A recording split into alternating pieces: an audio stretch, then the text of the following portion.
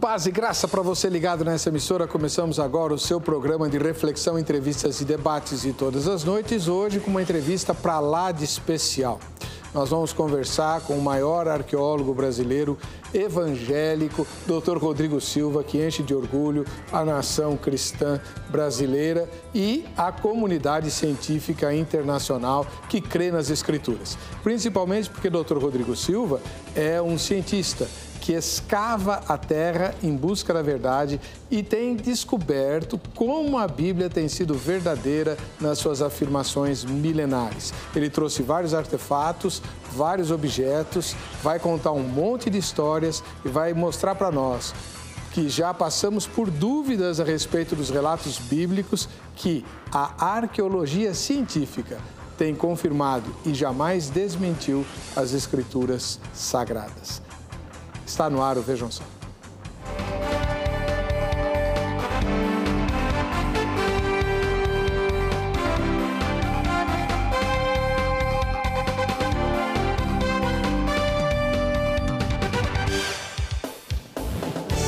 Olá, com muita alegria começamos em nome da Academia Teológica da Graça de Deus, a AGRADE, mais essa edição do programa Vejam Só, uma edição muito especial, na medida em que mais uma vez contamos com a presença do Dr. Rodrigo Silva, que também é pastor, evangélico, obviamente, né? E cientista. Ele é arqueólogo, renomadíssimo, já passou pela grande mídia, inclusive foi entrevistado várias vezes pelo Jô Soares, eu tive o privilégio de assistir as entrevistas, emocionou o Jô Soares, mostrando a veracidade das Escrituras por meio das descobertas arqueológicas. Seja muito bem-vindo, doutor Rodrigo, paz e graça. Paz e graça, é um prazer estar aqui com os irmãos, mais uma vez no Vejam Só, e a terceira oportunidade que eu tenho de estar aqui, que realmente o Espírito de Deus possa conduzir esse bate-papo acerca da Bíblia Sagrada. A terceira fora o seu professor de arqueologia que veio de Israel. Sim, Joseph Garfinkel, que teve o privilégio de estar aqui. Inclusive, se me permite, nós vamos ter esse ano o segundo Congresso Internacional de Arqueologia Bíblica na Unasp. E alguns arqueólogos de Israel estarão vindo, inclusive, se for o caso, alguns deles poderiam até vir aqui também dar uma entrevista, como o Garfinkel veio aquela vez. Está marcado, está mais do que marcado. Doutor Rodrigo Silva, o senhor é pastor. Qual é a sua igreja? Eu sou da Igreja Adventista do Sétimo Dia. Só que atualmente eu estou como professor na Unasp, que é a Universidade Adventista em Engenheiro Coelho, São Paulo. Atualmente já há 20 anos que eu estou ali, né? Mas sempre viajando, pregando a palavra de Deus no Brasil e no exterior também. Onde fica a Unasp? Engenheiro Coelho, a 60 quilômetros de Campinas. É uma universidade que temos ali, são 3 campos, ou 3 campi, um em São Paulo, capital, outro em Hortolândia e o campus de Engenheiro Coelho, onde nós temos ali a Faculdade de Teologia, Jornalismo, vários, e o Museu de Arqueologia Bíblica, o único da América Latina, que até algumas peças que eu trouxe aqui são do acervo do museu. Desde já agradecemos à Igreja Adventista do Sétimo Dia por ter cedido, né, e o museu que ela comporta, por ter cedido esse acervo que vai ser... A gente já deu uma olhadinha aqui, tem coisas maravilhosas. Vai ser difícil não se emocionar, né? Quando o senhor mostrar e contar algumas coisas aqui. Queria dizer ao senhor que é um privilégio recebê-lo. O senhor é motivo de orgulho para a comunidade evangélica brasileira. E também para a comunidade científica brasileira, na medida em que o seu nome sempre brilha, né, nos meios científicos, dada a sua honestidade e, particularmente, sou um grande admirador da sua humildade. Amém. Glória Deus continue usando e honrando o irmão. Amém. Glória a Deus. O Zeca preparou uma matéria que apresenta a conversa que vamos ter hoje com o Dr. Rodrigo Silva. Vejam só. A ciência e a Bíblia caminhando juntas. Para muitos, isso é uma utopia. De ambos os lados, vemos apenas ataques e uma querendo eliminar a outra, refutando suas ideias e princípios. Mas e se eu falar que elas podem se completar? Isso mesmo, uma completar a outra. Quem sabe até confirmar. Imagina só, a ciência confirmando tudo aquilo que a Bíblia relata. Parece que temos uma área que tem ajudado muito nessa questão.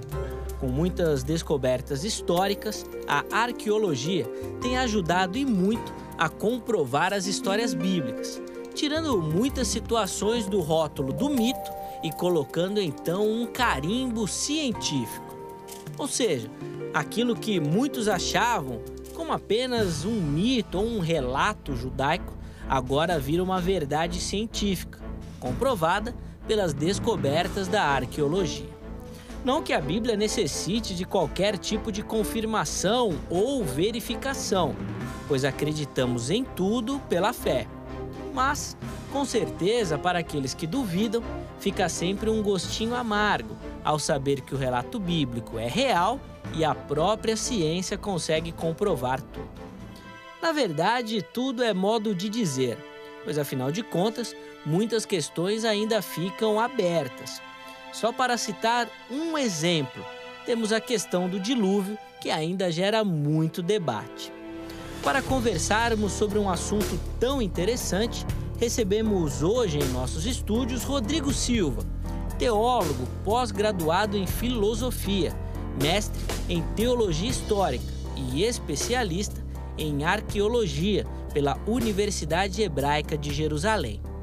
Doutor em arqueologia clássica pela Universidade de São Paulo, a USP. Atualmente, Rodrigo é professor do Centro Universitário Adventista de São Paulo. Vamos aproveitar nosso convidado e tirar muitas dúvidas. Por isso, vamos direto para a nossa entrevista. Fique ligado, a edição do Vejam Só de hoje está apenas começando. Bom, doutor Rodrigo Silva, sem mais delongas, né? O telespectador e a telespectadora estão doidos para saber o seguinte. A arqueologia, de fato, confirma que a Bíblia é exata? Ela já descobriu alguma coisa em que a Bíblia errou? Não, até hoje não. Aliás, deixe-me até refinar bastante essa frase. Por uma questão teológica, eu não posso dizer que a arqueologia confirma a Bíblia. E alguns podem se surpreender com isso.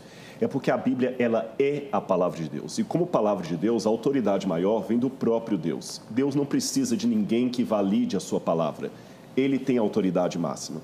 Além disso, eu não posso, pela pá da arqueologia, comprovar que Jesus ressuscitou dentre os mortos, que ele realmente era o Filho de Deus. Isso são elementos que demandam fé. Mas eu posso sim, através da arqueologia, confirmar a exatidão da história que a Bíblia apresenta. Se essa história é exata, a teologia que se assenta sobre essa história também o será. Porque a Bíblia, diferente do Bhagavad Gita dos hindus, ou mesmo de outros livros religiosos que tem, ela tem que ter uma fundamentação histórica. Porque se ela não for histórica, a teologia que ela apresenta também será fantasiosa. Então, aí que entra o papel da arqueologia, confirmando essa história. E, em segundo lugar, que vamos dar alguns exemplos aqui hoje, ela também me ajuda a entender o contexto de muitas passagens bíblicas que na nossa cultura ficam, às vezes, sem muita explicação, porque foram escritas numa outra cultura, num outro contexto.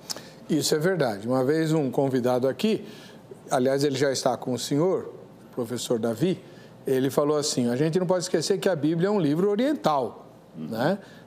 Então, há vários elementos que precisam ser levados em conta na hora de entender as Sagradas Escrituras. Mas o senhor tem quantos anos de fé?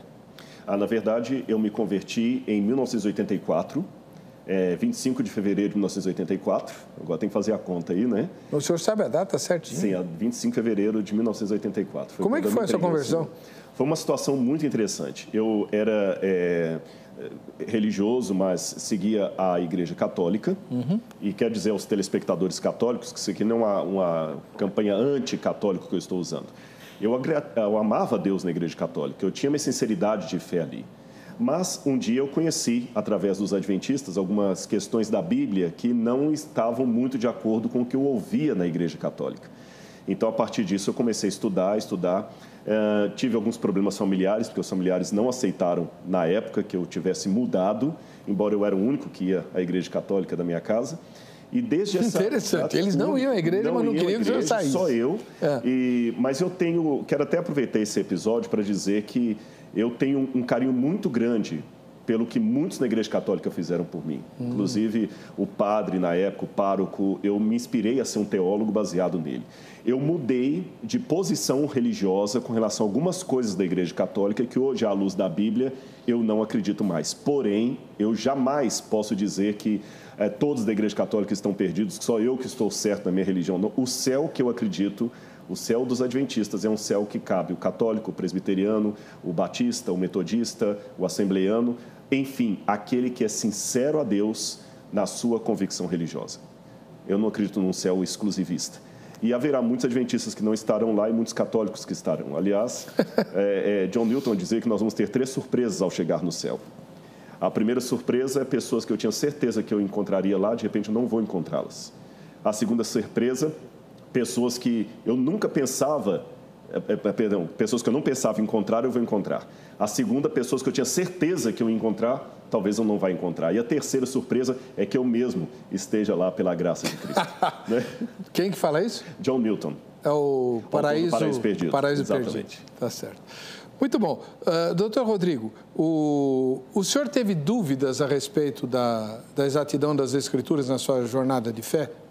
Sim, claro. Eu já passei por essas dúvidas. Aliás, deixe-me dizer que nós estamos mais próximos de Deus quando nós fazemos perguntas do que quando nós fazemos afirmações demais. O próprio Cristo, que é o nosso exemplo máximo, ele terminou o ministério dele na cruz expressando uma dúvida: Deus meu, por que me desamparaste? E ainda há coisas que eu não entendo, mas eu já tenho uma legitimidade tanto de fé quanto também de ciência para dizer que esse livro é o livro de Deus, essa história aconteceu. E aquelas partes que talvez eu não tenha explicação são similares a de outros campos do conhecimento em que as pessoas também não têm todas as respostas. O físico não sabe tudo a respeito da física, nem por isso ele duvida da ciência que ele admite.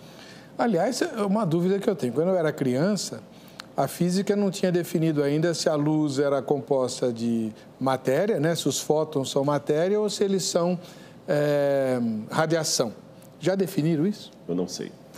Eu sei que quanto mais eles definem, mais... Não só na física, em qualquer área, na química, o próprio átomo, que pensavam que era matéria... Inclusive, o átomo já foi dividido, né? E em inúmeras partículas. Sim, a física quântica está aí, deixando de pernas para o ar toda a física de Newton e de Einstein. Então, tem muitos mistérios nas outras áreas, porque não haverá nossa área. Porém, quero deixar bem claro, já temos o suficiente para saber que não se trata de um livro mitológico. Essa história aconteceu. Pois é, a gente vai falar muito sobre isso. Deixa eu mostrar o livro do Dr. Rodrigo Silva. Na 2? Mostra na 1? Isso aqui? Aliás, na 3, né? Escavando a Verdade. Por que o senhor escreveu esse livro, doutor? Esse livro foi uma maneira de colocar em linguagem popular um pouco dos achados arqueológicos que acontecem no Oriente Médio até hoje. E a Casa Publicadora Brasileira, então, nos convidou para escrever esse livro aí. Eu não sei se alguém tiver interesse, eu posso até deixar depois no final um telefone. Claro. Né? De como adquirir e tal, mas o mais importante é que Deus é tão real que quase dá para tocá-lo. É isso que eu descobri nas minhas pesquisas. Aliás, deixa eu mostrar o livro de novo. Se você quer esse livro autografado com uma dedicatória do autor para você, é só entrar na minha página do Facebook, curtir, compartilhar com 3 pessoas. O que mais, pastora? Tem que compartilhar com 3 pessoas. Curtir e compartilhar com 3 pessoas na minha página do Facebook. Amanhã já vai estar lá amanhã, né? E você vai concorrer ao sorteio de um exemplar desse autografado com dedicatória do Dr. Rodrigo Silva, tá bom? Tá fácil. Beleza. Vamos ver a nossa enquete? Tem uma enquete que nós postamos no Facebook do programa, vejam só, né? E, aliás, ao final do programa a gente vai ver o resultado parcial dessa enquete. Vamos publicar?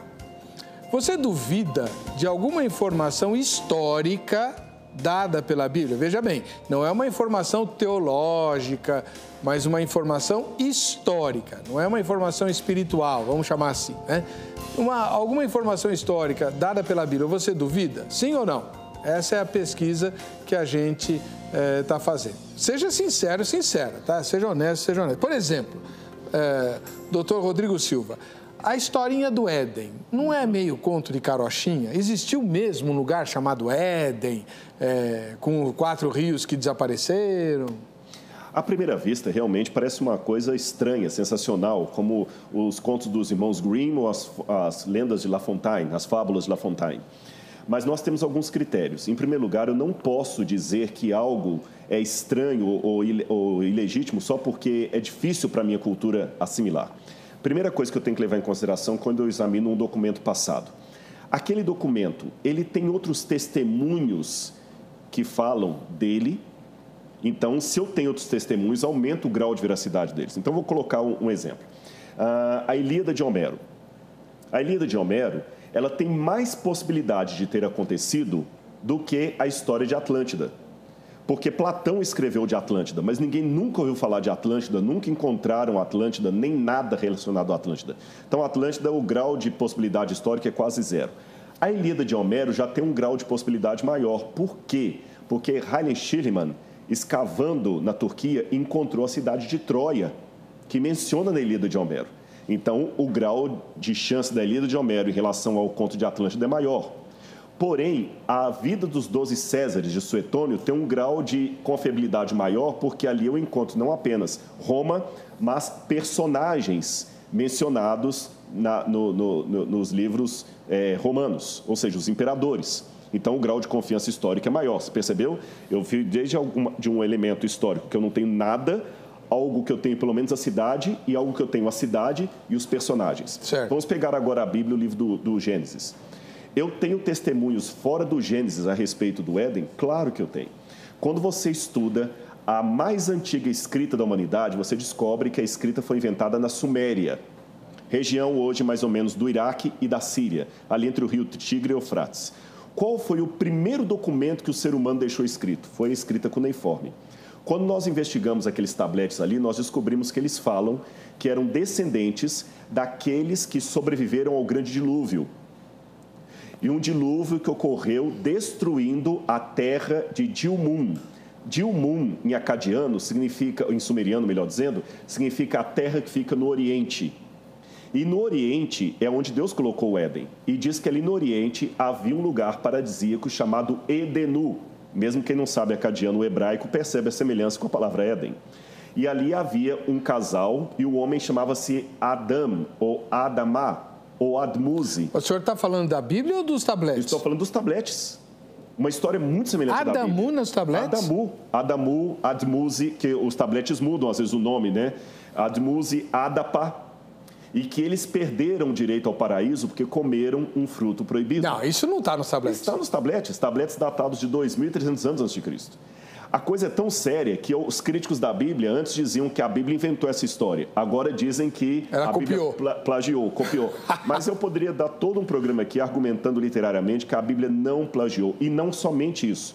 Até Levi Strauss, que era ateu, admitiu uma coisa que o deixava assombrado. Que a mesma história que aparece no Gênesis, falando de Adão e Eva, encontra-se não só no Oriente Médio, mas em etnias do mundo inteiro. Até entre os incas, maias, astecas, até entre o povo que vivia na antiga Normandia, os ancestrais da Noruega. Você encontra isso também na Ásia Menor, você encontra na África. Em vários povos você encontra a mesma história, com os elementos ali centrais. O que dá a entender que houve realmente algo ali que se tornou berço cultural de toda a humanidade. É óbvio que você também está querendo ver objetos. Nós vamos... Eu não sei quanto tempo tem ainda esse bloco? Nesse bloco aqui? No próximo bloco eu vou mostrar para você uma peça do Egito com desenhos que o doutor diz que são comunicações, né? E você vai entender por que Deus fala com Moisés. A primeira frase de Deus a Moisés está explicada nesse tablete egípcio. Já, voltamos com Vejam Só.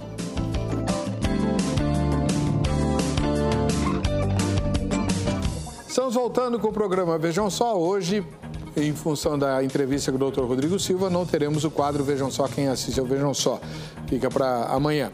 Dr. Rodrigo Silva, queria que o senhor mostrasse para nós a primeira peça que o senhor trouxe lá do Museu, né, de Arqueologia Bíblica, e que me surpreendeu bastante. Qual foi a primeira fala de Deus a Moisés? Quando Moisés ouviu pela primeira vez a voz de Deus, ele falou o quê? Isso chama bastante atenção e eu quero até dizer o que nós vamos fazer aqui agora. Nós vamos mostrar como é que as peças acabam ajudando a comentar a Bíblia. A arqueologia também tem, para aqueles que são teólogos, um papel hermenêutico. Ela também ajuda na exegese. Então, por exemplo, os irmãos sabem, nós temos aqui o livro de Êxodo, que fala quando Moisés chega diante de Deus na sarça ardente. Você pode ler na sua Bíblia em Êxodo, capítulo 3. Moisés estava ali pastoreando o local E no verso 4 diz: E vendo Moisés que virara para lá a ver a sarça ardente, bradou Deus a ele do meio da sarça e disse: Moisés, Moisés. Ele disse: Estou aqui. E disse: Não te chegues para cá, tira as sandálias dos teus pés, porque o lugar em que tu estás é terra santa. Tá certo? Tira as sandálias dos teus pés. Interessante que não é uma doutrina. Eu, pelo menos na igreja adventista, nós não tiramos o sapato para entrar na igreja, e eu presumo que na presbiteriana também não, nem na Internacional da Graça. Eu não conheço nenhuma doutrina bíblica mandando tirar. Mas por que aqui, especificamente, Deus mandou Moisés tirar as sandálias dos seus pés? Por uma questão cultural. Qual era a nacionalidade de Moisés? Ele era egípcio. Egípcio, estava se preparando para ser um faraó. Eu quero mostrar aqui para vocês, essa aqui é uma réplica da pedra de Narmer. Isso aqui é uma paleta, provavelmente para cosméticos, como eu disse, é uma réplica. E aqui você tem o faraó Narmer destruindo um inimigo, que aparece logo aqui embaixo, tá vendo? Logo abaixo da mão dele aqui o inimigo. E Narmer, se a câmera pegar um pouquinho aqui em cima, você vai ver o deus Horus. Ele está diante de uma divindade. Horus é um pássaro? É um pássaro, é um falcão. É o filho de Osíris. Agora eu quero chamar a atenção para um outro detalhe aqui. Atrás você tem um escravo de Narmer levando nas mãos as sandálias do rei. E o faraó está descalço. Por quê?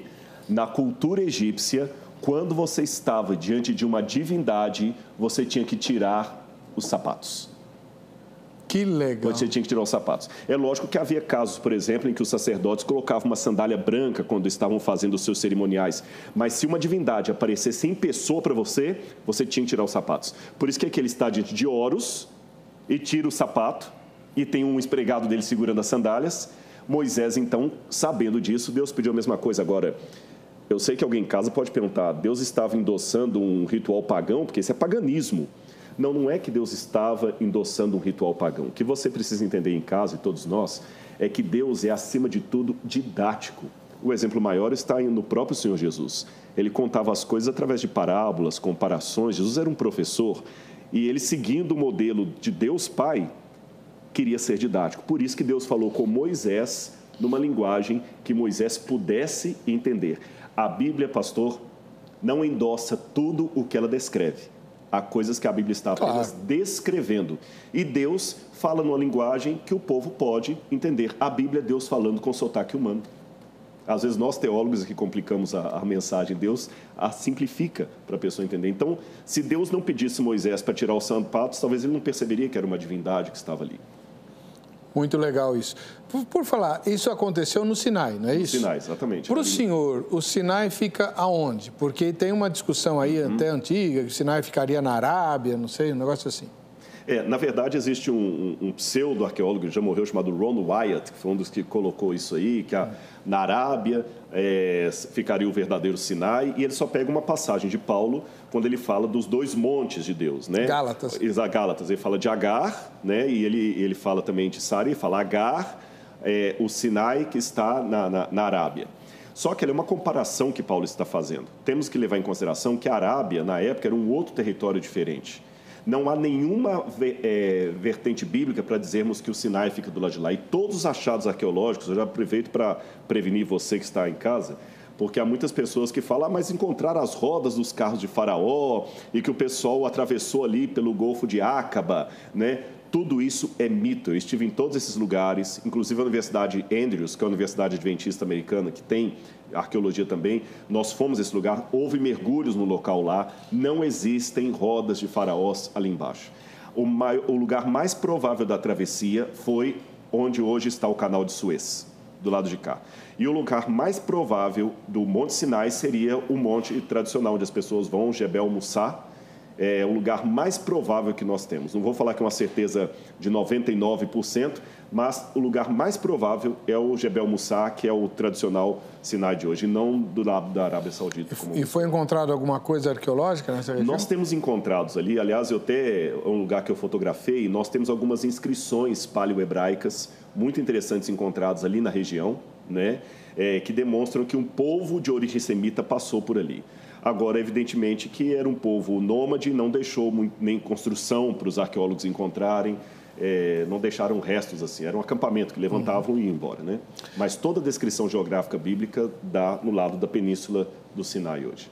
Eu me lembro quando eu fazia história na USP, tinha um professor que não era cristão, muito pelo contrário, e ele dava a história antiga oriental. E uma vez eu perguntei para ele, mas não tem nenhuma evidência da passagem dos hebreus pelo Egito? E ele, com muita má vontade, falou numa estela, e eu não lembro mais o... Ele falou, tem um documento, uma estela, não sei o quê. Na verdade, ele deve estar falando da estela de Merneptah ou Meremptah. Isso. Essa estela de Merneptah ou Meremptah, ela tem o nome Ishra, que em egípcio seria Israel, e tem o denominativo de povo, e ela mostra que Israel já era um povo organizado na época de Meremptah. Então, isso é uma confirmação, que não era um bando de nômades, mas ela não fala da passagem do Mar Vermelho. Da passagem propriamente do Mar Vermelho, nós não temos nenhuma comprovação arqueológica até hoje. E qual seria, na sua opinião, qual teria sido o faraó do Êxodo? Na minha opinião, foi Tutmoses III, não foi Ramsés II.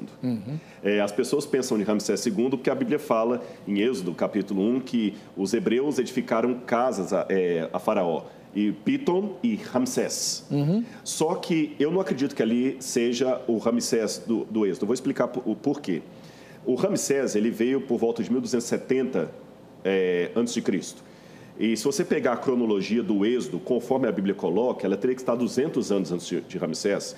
Sim, mas o que eu faço com aquela passagem? É uma atualização do texto, porque se eu for em Gênesis capítulo 49, lá também diz que José do Egito deixou seu pai e seus irmãos na terra de Ramsés, na época de José do Egito. Então não podia ser. Então não podia ser. Claro. Para mim, uma atualização. É a atualização de quem escreveu. De quem escreveu, por exemplo, já que o pastor fez história, lembra que na história a gente costuma dizer que em 1500 Pedro Álvares Cabral descobriu o Brasil, mas não existia Brasil em 1500. Existia uma terra que muito tempo depois veio se chamar Brasil. Terra de Santa Cruz. Exatamente. Então os hebreus edificaram uma terra que depois foi a mesma de Ramsés. Mas para mim o faraó do Êxodo foi Tutmoses III. Aliás, vou dar só 2 evidências aqui de Tutmoses. 3, bem rápido. Primeiro, Tutmoses. Moses é nascido do deus Tot. O nome Moses é um nome egípcio que significa nascido de. Qual o nome do nosso herói? Moisés. E todos que estavam preparando para ser faraó tinha Moses, nascido do deus tal. Tutmoses, Rapimoses. Moisés é o único que não tem o nome da divindade, porque ele entendeu que o Deus verdadeiro era o Deus de Israel, então é só Moses, nascido de, mas não traz o nome do Deus. Tirado das águas do Nilo, porque talvez o nome dele fosse uma referência ao rio Nilo. Quem sabe fosse Rapimose, e ele tirou o Rapi. Segunda evidência de Tutmoses III. A múmia dele que está no lugar lá foi encontrada por Victor Loret em 1853. Essa múmia não é do Tutmoses III, porque ele morreu com 60 anos e a múmia que está lá é de um rapaz de 20 e poucos anos. Por alguma razão, alguém foi sepultado no lugar dele. E por que razão? Terceira evidência, na própria tumba dele tem a oração da Amduat, a oração das passagens no mundo dos mortos, e a 12ª Amduat é uma oração pedindo clemência por aqueles que morreram com o faraó na grande inundação, não tendo seus corpos sepultados. Para mim, isso é uma evidência realmente do super... Repete a oração, porque essa é forte. Inclusive, nesse livro aí, quem ganhar vai poder ver, eu tenho uma tradução dessa oração lá, a oração da Amduat.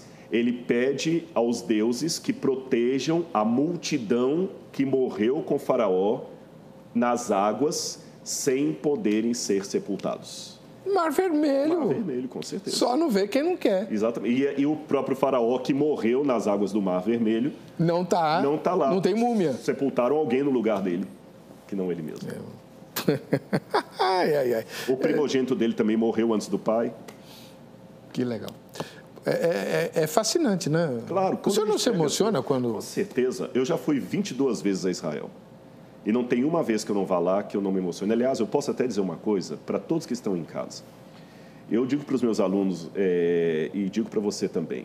Tudo isso aqui, se não virar almas para os pés de Cristo, não é teologia, é teodiceia, ou teologismo.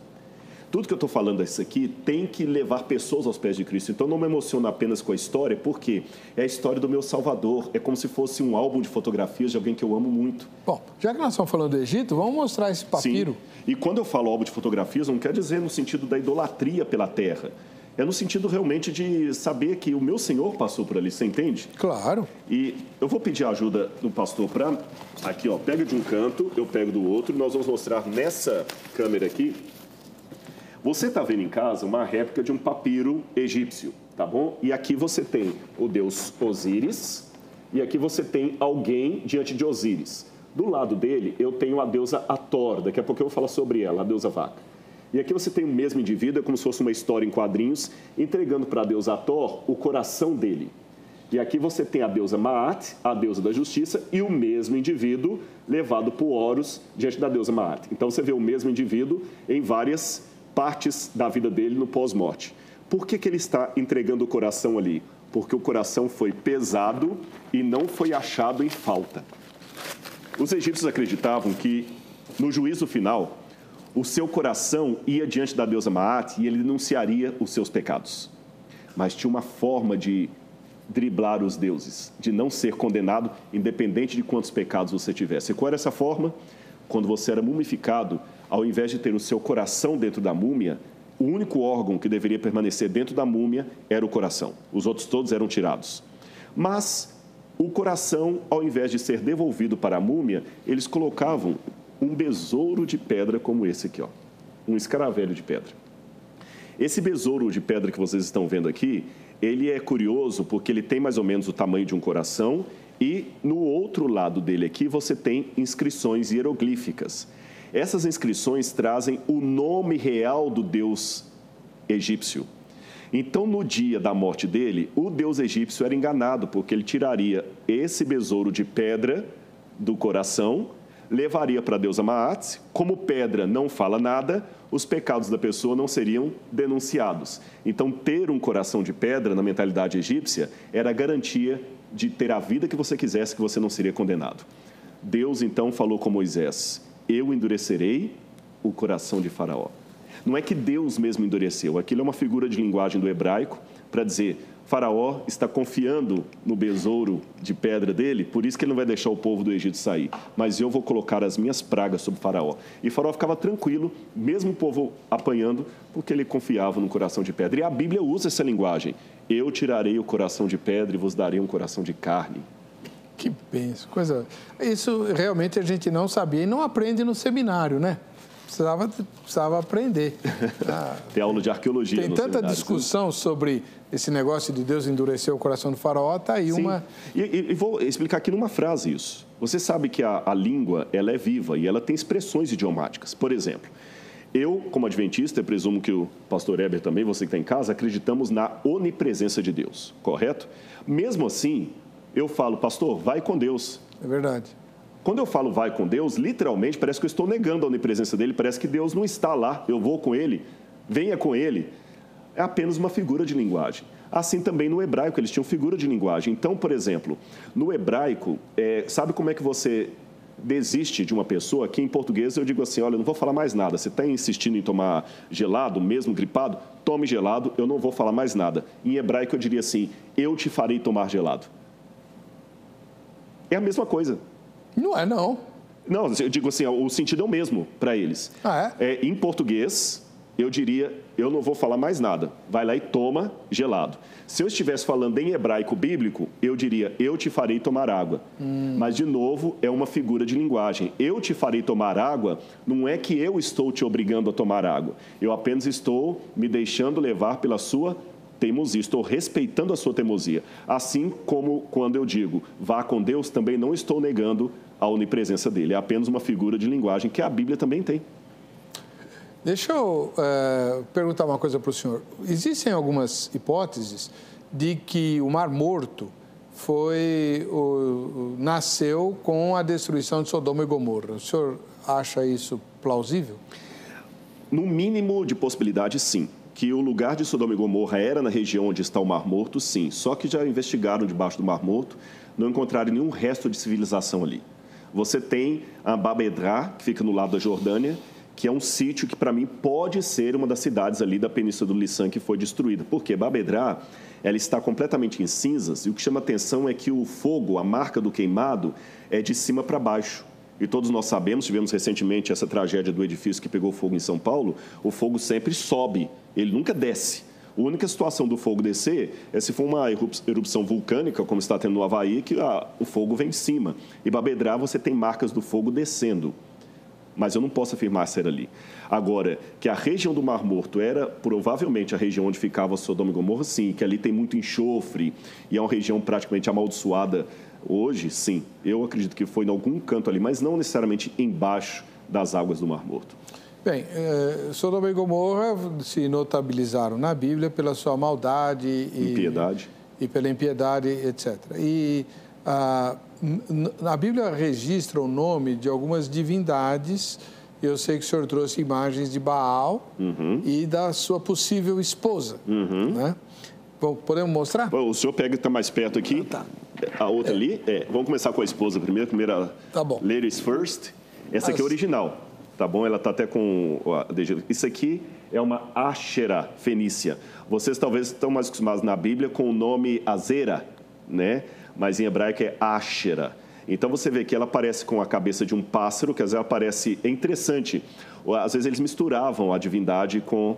E aqui tem menorzinho o marido dela, Baal, bem aqui do lado, tá vendo? Baal, os dois fenícios, que hoje seria do Líbano. Baal e Áshera. Áshera, essas duas divindades foram muito cultuadas em Israel, em apostasia, claro, durante o período da monarquia. E uma das estatuetas que nós encontramos muito em sítio arqueológico é essa aqui. A Áshera montada numa besta. E a Áshera, às vezes, era apresentada como uma prostituta. Existe um hino encontrado em Ugarit que fala assim, Áshera entra no reino de El. Ela entra como uma grande prostituta, adornada com pérolas, e ela está dando o seu vinho para todos os reis da terra. Esse é Apocalipse. Apocalipse. Quando João vê uma prostituta montada numa besta, se embebedando, quem era daquela época e leu, percebeu, isso aqui é alguma apostasia do povo de Deus. Porque, curioso, antes do cativeiro da Babilônia, eu encontro várias dessas estatuetas em assentamentos israelitas. Depois do cativeiro da Babilônia, nós não achamos mais. E uma das coisas que eles foram para o cativeiro foi justamente a apostasia e a idolatria. Agora eu vou mais. Se a gente pegar... Hoje tem muitas tradições apocalípticas modernas, eu não quero entrar no mérito aqui, mas só um detalhe. Se a gente pegar Lutero, Calvino, Zwinglio e tudo mais, eles tinham uma interpretação do Apocalipse como sendo algo relacionado à Europa e ao poder europeu, que dominava o cristianismo. Curioso que Áshera foi cultuada em vários povos, inclusive pelos egípcios, inclusive pelos gregos também. Os gregos contavam de uma mulher que, seduzida por Zeus, abandonou seu marido e entrou no mar, numa besta que Zeus dá, besta é um animal de carga, e essa mulher sai do mar. Só que Áshera foi cultuada com outros nomes. Nos babilônios ela é chamada de Ishtar. E sabe como é que os egípcios, os gregos a chamavam? Europa. Aqui que veio a origem do nome Europa. Então, quem lia o Apocalipse no primeiro século e era judeu, lembrava das apostasias do Antigo Testamento, que levou o povo ao cativeiro. E quando João fala de Babilônia mística, misturada com a mulher prostituta que sai do mar, João entendeu que era uma grande apostasia no meio do povo de Deus, de alguma maneira ligada a Roma e ao continente europeu. Não tenha dúvida. Bom, deixa eu pegar... Quanto tempo ainda tem nesse bloco, Angélica, por favor? Nós temos alguns comentários dos telespectadores.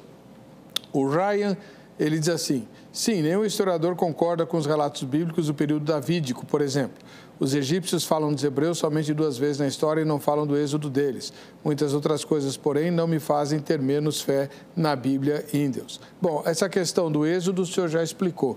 Mas e essa questão do período davídico?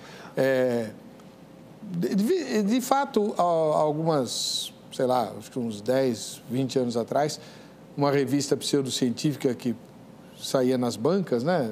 Ciência eu sei que eu lia muito essa revista. Eu lia muito essa revista. Então, ela falava que Davi nunca tinha sido rei, ele era no máximo um chefe tribal e não sei o quê. Não, era pior, até diziam que Davi nem existiu nessa época, há 20, 30 anos atrás. Por quê?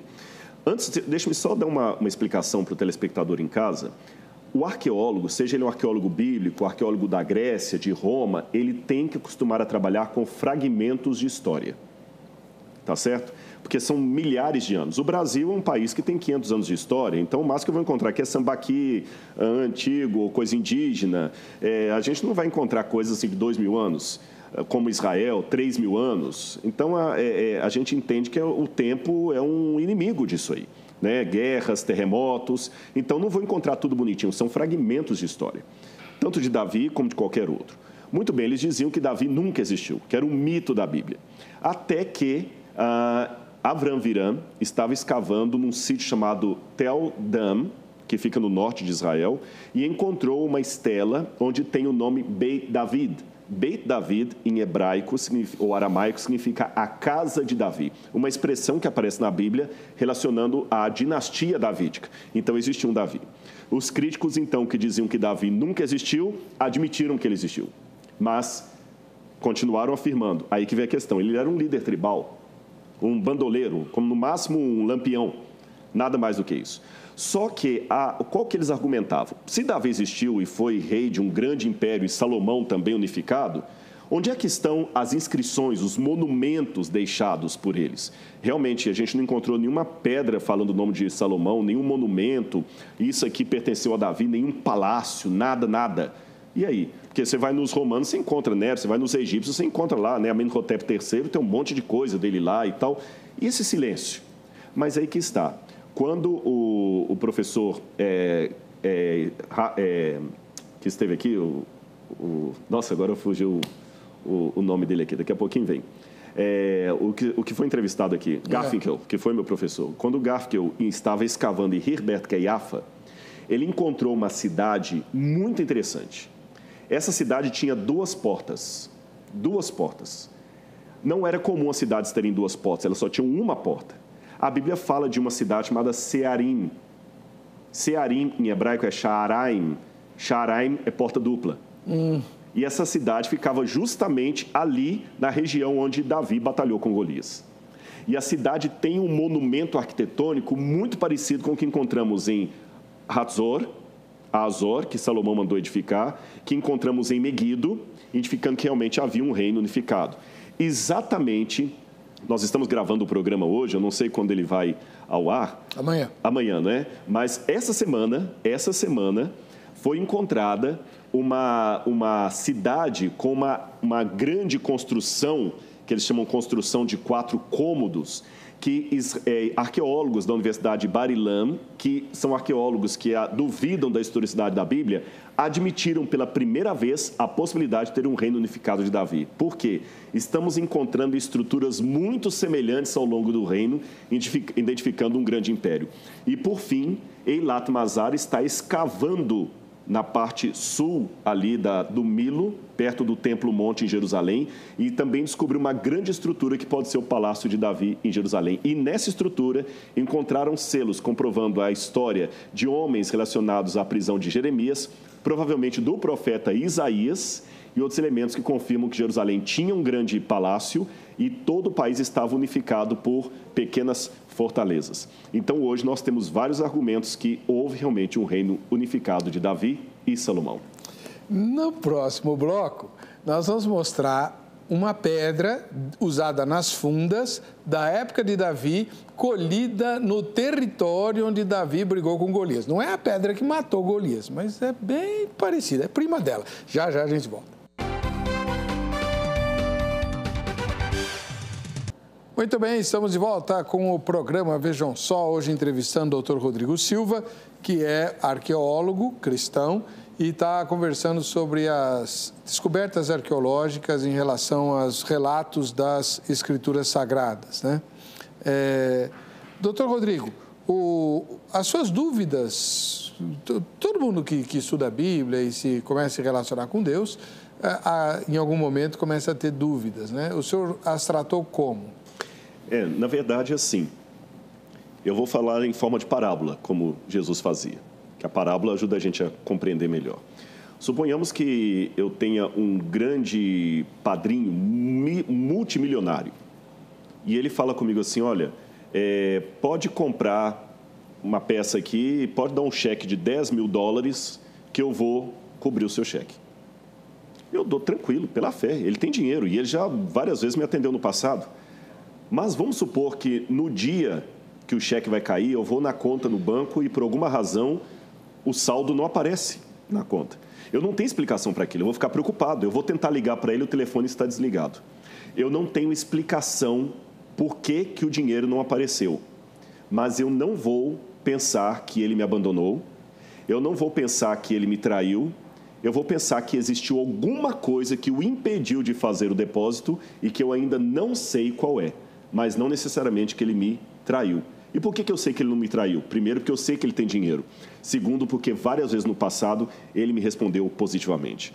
Com Deus e a Bíblia é a mesma coisa. Eu não tenho um artefato arqueológico que comprove cada versículo que está na Bíblia. Eu também não tenho uma explicação histórica para cada elemento que aparece ali. Por exemplo, do ponto de vista arqueológico, aquela multidão saindo do Egito, alguns pensam em 2 milhões e atravessando ali, é complicado. É o ponto que eu falei do dinheiro que não apareceu na conta. Por que Cristo não voltou ainda? É uma grande angústia de alma que eu tenho, mas eu sei que ele não me traiu. Eu sei que existe alguma explicação que eu apenas ainda não a tenho no presente momento. Então, com essa comparação que eu fiz do dinheiro no banco, isso aí dá para entender. Não é uma questão de acreditar no aventureiro. Deus tem lastro. Mas o que não dá para entender, doutor, e agora acho que vai ficar mais fácil de verificar como é difícil ser idólatra, né? Porque, de fato, o Antigo Testamento inteirinho, Deus lida com Israel, lida com o seu povo por causa da idolatria. Uhum. E quando a gente olha os ídolos, o senhor trouxe 2, um pior que o outro, um mais feio que o outro. Uhum. O que podia ter de tão atraente em Baal? Vamos mostrar Baal de novo? Pega aí, doutor. Pequenininho aqui, olha. Isso ajuda a entender também. Lembra quando a filha de Labão rouba os ídolos do lar e esconde embaixo dela e tal, no camelo, bababá? Então, eram mais ou menos desse tamanho, né? Sim, inclusive, algumas antigas eu não trouxe hoje. Nós temos lá no museu terafins. Que o senhor não mostrou. Ah, não cheguei a mostrar? Perdão. Eu pensei que tinha dado close, então vamos aqui. O pessoal de casa vai ver de novo aqui o Baal. Esse é o Baal. Pelo tamanho da minha mão, vocês veem que é pequeno, mas havia alguns maiores, né? Esse aqui é feito de cobre, tá bem? Ele era um deus da fertilidade. Da fertilidade. Né? Por isso que ele tem os genitais destacados. Destacados, como a Áshera também tem. É que essa aqui, essa original, está com os braços quebrados, mas algumas às vezes são abertas e algumas têm os seios aqui também, bem claros. Nós temos outros modelos lá no Diana dos Efésios era mais ou menos assim também, né? Exatamente, que tem a Diana caçadora, e tem a Diana com vários peitos. 1000 seios. Exatamente, vários seios ali, que é a deusa mãe, né, as que cuidam. Alguns até pensam que a Diana pode ser também uma evolução do culto de Áshera, que foi passando para outros ali, que ela era adorada em vários lugares. E a Grécia era um mosaico de culturas. Como eu falei, mais à frente ela vai virar a Europa. Sim. É a mesma divindade. Mas voltando à questão da idolatria, realmente eram coisas feias. Mas se nós olharmos hoje também, nós temos algumas coisas modernas também. Eu não preciso ir longe. Talvez daqui a 2000 anos, eu espero que não chegue que Cristo volte antes disso, mas daqui a 2000 anos os arqueólogos podem olhar também para o aparelho celular e falar assim, as pessoas morriam e matavam por causa disso. Mas não é? Né? Você pode olhar hoje o celular, as pessoas não conversam mais, é o tempo todo naquilo ali. Se o celular fosse Bíblia, nós teríamos o maior revivamento religioso do mundo, que a pessoa vai para a escola sabatina, ou no caso de vocês, escola dominical, ele não volta para pegar a Bíblia, vai sem Bíblia mesmo, mas se for o celular, ele volta para pegar. Então, quer dizer, né? Então, é meio complicado isso aí. Verdade. Do tempo de Jesus, o senhor tem alguma coisa? Do templo de Cristo, nós temos uma réplica aqui, que eu trouxe até para mostrar, só que antes anunciou a questão da pedra de funda. Não vamos esquecer. Vamos para o Antigo Testamento, depois a gente vai para a Nova e Eterna Aliança. Vamos lá. Essa aqui é original. Pedra tem história. Essa aqui eu coletei perto do Vale do Elá, tá vendo? Eu quero mostrar para o telespectador que está em casa, ela está quebrada aqui, é um quebrado natural do tempo, tá bom? Ela é quebrada, mas ela originalmente seria completamente redonda, como um pão de queijo, vamos dizer assim. Era uma pedra típica que tem ali no Vale do Elá, ela foi encontrada perto de Ribet Keiafa, no extrato que nós acreditamos que é do período do ferro, estou falando do século X a.C., e ela é da época em que Saul estava ali naquele lugar, lutando contra o exército dos filisteus. Então, essa pedra original aqui, embora evidentemente eu não posso falar que Davi matou Golias, mas ela fez parte do confronto entre israelitas e filisteus, um de um lado, outro de outro. Ela fez parte daquele confronto armado ali. Eles pegavam e colocavam numa tiradeira e rodavam e mandavam pesada essa pedra, né? Aliás, até uma pergunta boa para o telespectador em casa. A Bíblia fala que Davi coletou 5 pedrinhas do rio. Que não são tão pedrinhas. Não são tão pedrinhas. A primeira coisa que chama atenção é que o rio que passa por ali, não sei se o pastor teve a oportunidade de ir lá, ele não é um rio, ele é um rio sazonal. Tem época do ano que ele tem a corredeira d'água e tem outras épocas do ano em que ele fica morto. Você só vê o contorno dele. Mas por que Davi pegou 5 pedrinhas se era só um gigante? A Bíblia revela que Golias tinha 4 irmãos. 4 irmãos. Ele foi previdente. 5 Golias. Na verdade, ele não pegou uma porque ele falou assim, se eu errar, tem uma segunda. Não. Ele pegou 5 porque ele queria matar os 5. Davi era um homem de fé. Ele não pegou 5 assim para melhor de 5, não. Ele pegou 5 porque ele queria matar Golias e os outros gigantes, irmãos de Golias, que a Bíblia menciona. Que foram derrotados, porque quando Golias cai, o exército de Israel cobra ânimo, né? Exatamente. E se enche de moral e de coragem e parte para cima. E os filisteus ao contrário. Exatamente. Agora sim, nós podemos ir ao Novo Testamento. Sim. Eu tenho 2 lâmpadas aqui, se pegar essa, por gentileza. Eu quero explicar para o telespectador em casa uma pergunta que as pessoas fazem, mas e a datação? Como é que você sabe disso? Há vários métodos de datação. Eu vou falar apenas de um aqui, que a gente chama de seriação. Você que está em casa consegue perceber claramente a diferença entre essa lâmpada e a que está do lado de cá. Perfeito? É bem diferente, bem distinto. Lamparina. Essa lâmpada é uma lamparina. Ela tem um formato navicular. Tá vendo? Parece um barquinho mesmo. Essa aqui já é mais redonda. Primeira curiosidade de ambas. Elas ainda têm a marca do queimado aqui, olha. Está vendo a marca do queimado? Essa que está aqui é uma típica lâmpada herodiana, ou seja, da época de Herodes o Grande. Essa aqui já é uma lâmpada bizantina, já é do período da Idade Média.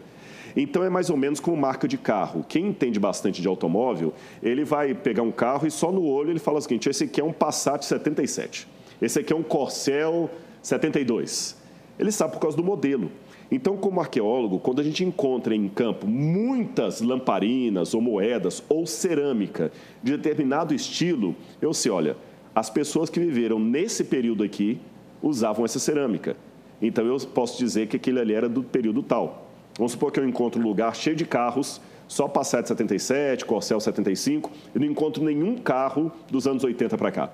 Já sabe que é. Eu sei que aquele período ali é o período dos anos 70 e não do período dos anos 80. Grosso modo... Mas não, segura um pouquinho. Porque assim, a mais antiga do período de Herodes é a lamparina da época de Jesus. E quando Jesus conta a parábola das 10 virgens, eram lâmpadas como esta. Então, acabou o azeite que ficava dentro delas. Exatamente. Em ambas o processo é o mesmo. Você coloca o azeite nessa abertura aqui, e aqui na frente você coloca o pavio que acende. Falando em azeite, eu me lembro de 2 passagens. Uma do Novo Testamento, uma que esclarece o Novo Testamento. A primeira, Jesus falou o seguinte, não se acende uma candeia para colocá-la debaixo do velador, debaixo do alqueire. Mas no velador, em que alumia todos que estão na casa, assim também brilha a vossa luz, para que os homens vejam as suas boas obras. Quando a gente vai a Israel, no Mar da Galileia, você tem no topo da montanha, assim, uma cidade chamada Itzfat.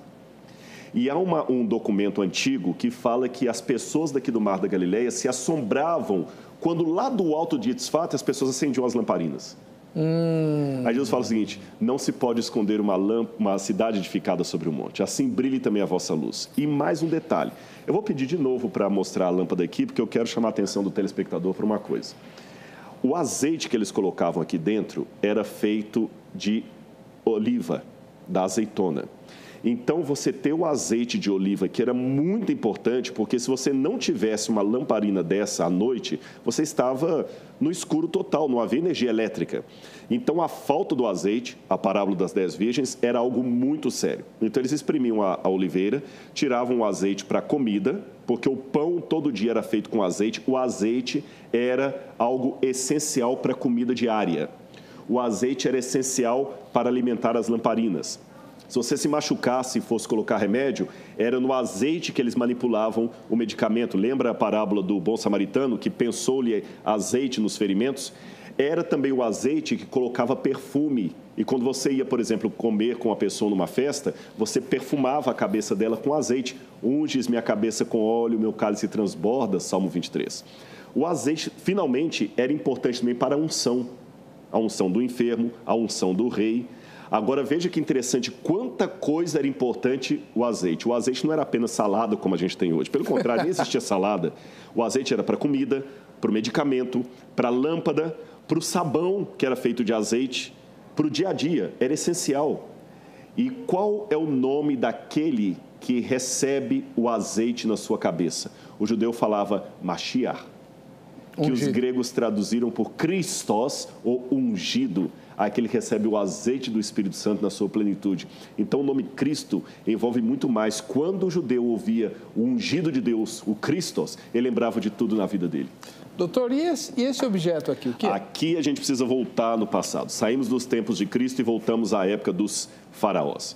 Se você observar em casa, aqui você tem o rosto de uma mulher, mas essa mulher tem uma peculiaridade, além dos cabelos. Ela tem umas orelhinhas de vaca, percebe? Olha bem, orelha de vaca. Essa aqui é a deusa Hathor, que eu havia mencionado até quando eu mostrei o papiro. A deusa Hathor era a deusa egípcia da fertilidade e também a deusa que ajudava a amamentar os filhos. Ela cuidava das parteiras, eram devotas da deusa Hathor. Havia ao longo do Nilo 7 altares em homenagem a essa deusa Hathor, a deusa vaca, porque ela era a representação da fartura de comida no Egito. Inclusive, no livro dos mortos, há 7 vacas magras, simbolizando a fraqueza da comida no Egito, e 7 vacas gordas, representando o período de fartura do Egito. Isso lembra o quê? O sonho de Faraó. De Faraó. Para José. Para José. E, novamente, eu chamo a sua atenção para a didática de Deus. Deus usou para Faraó, até a gente estava conversando sobre isso, o senhor perguntou, então é por isso que Deus mostrou 7 vacas para Faraó, não 7 coelhos. E não 7 coelhos, 7 gatos, 7 cachorros, porque quando o Faraó, diferente dos sonhos de Nabucodonosor, não era só uma questão de ver o sonho e esquecer. Quando José do Egito deu a interpretação, o Faraó ligou, é mesmo, é a Hathor. Então Deus não endossa o paganismo, eu quero deixar isso bem claro aqui. Mas se a linguagem que a pessoa conhece é a linguagem pagã, Deus vai usar essa linguagem para atingir a pessoa. E lembrando que nas 10 pragas, Deus humilhou 10 divindades egípcias. Então, claro, se tem alguma dúvida, é dirimida aqui. Doutor, eu tenho pouquíssimo tempo. O que é essa plaquinha? Bom, termino com ela então. Quando a gente falou de Searim ou Shaaraim, eu falei de Hirbert Keiafa, que seria um possível fortaleza da época de Davi. E eles encontraram uma placa semelhante a essa aqui é uma réplica, onde você tem inscrições paleo-hebraicas aqui, evidenciando que o hebraico já existia como língua escrita no século X a.C. Então, houve um grande desenvolvimento, desde isso aqui até chegar ao hebraico que nós estudamos no seminário e a Bíblia Sagrada. Em outras palavras, o estudo da Palavra de Deus é um estudo muito sério. Você que está em casa, que está numa faculdade, que tem um professor ateu, eu respeito o ateísmo dele, o ceticismo, mas saiba que a Bíblia também tem um fundamento histórico, arqueológico, científico, e você não tem por que, na universidade ou em qualquer lugar, ter vergonha da sua fé. Porque existe muita lógica em crer. Como eu disse no início desse programa, eu creio tanto em Deus que às vezes até quase dá para tocá-lo. Amém. Conversamos com o doutor Rodrigo Silva, pastor da Igreja Adventista do Sétimo Dia, arqueólogo de primeiro time e que, mais uma vez, abriu espaço na sua agenda para estar conosco. Quem quiser entrar em contato com ele, o contato está publicado no facebook.com/programa Vejam Só. Eu só esqueci de dar o telefone do livro, se alguém quiser. O livro. Qual que é o Você telefone? pode discar no 19 3858 9036. 19 3858 9036. Casa Edições, eles vão providenciar e fazem o livro chegar até a sua casa.